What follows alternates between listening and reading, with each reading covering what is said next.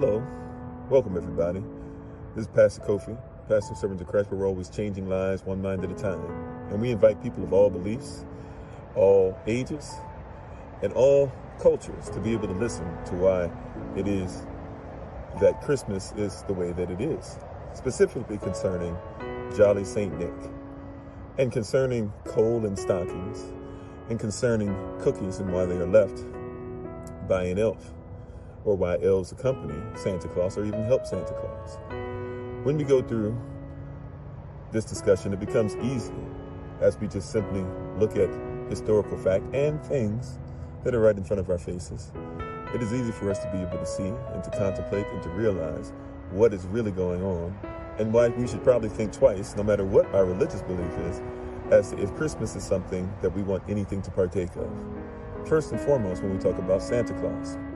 Santa Claus, a man who dresses in red, who wears or who has a white beard, and who has a belly, right, that's fat, fits down the chimney, and watches us all year long, right? He sees you when you're sleeping, and he knows when you're awake.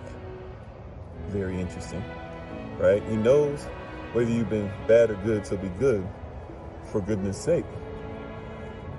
Santa Claus is actually based off of a historical figure somewhat, but multiple saints. And a saint, by the way, is somebody that the Roman Catholic Church would like for you and I to believe is somebody who was ordained by God to be a saint because men voted him in. And there are a few different Clauses or jolly old Saint Nicks that they put together to be able to get you to believe this. This is something that's similarly done when it comes to St. Patrick. We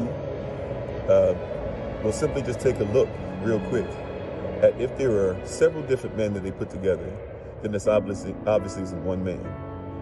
Also, if we know that this one man is fictitious, and also we know he doesn't really live in the North Pole, is not really married to Mrs. Santa Claus, and really does not come to your chimney, then we also know that this is based off of a lie.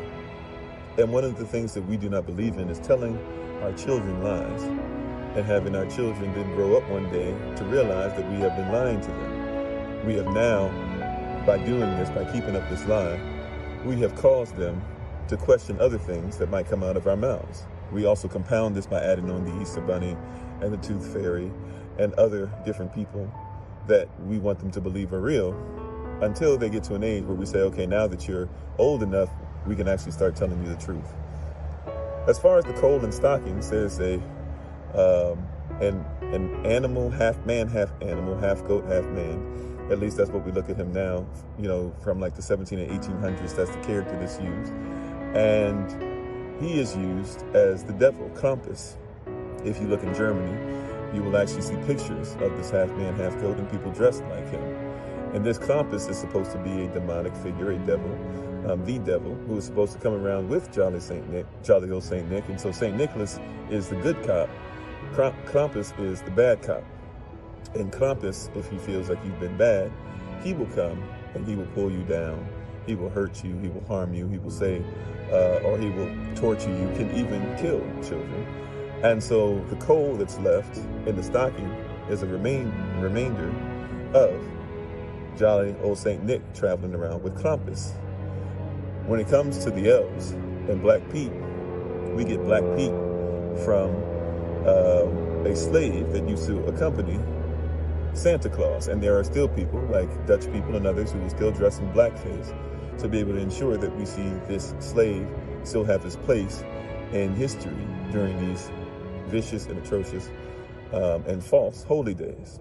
And since we do not think that we should talk about a fictitious character and lie to our children, we don't worry about Santa Claus.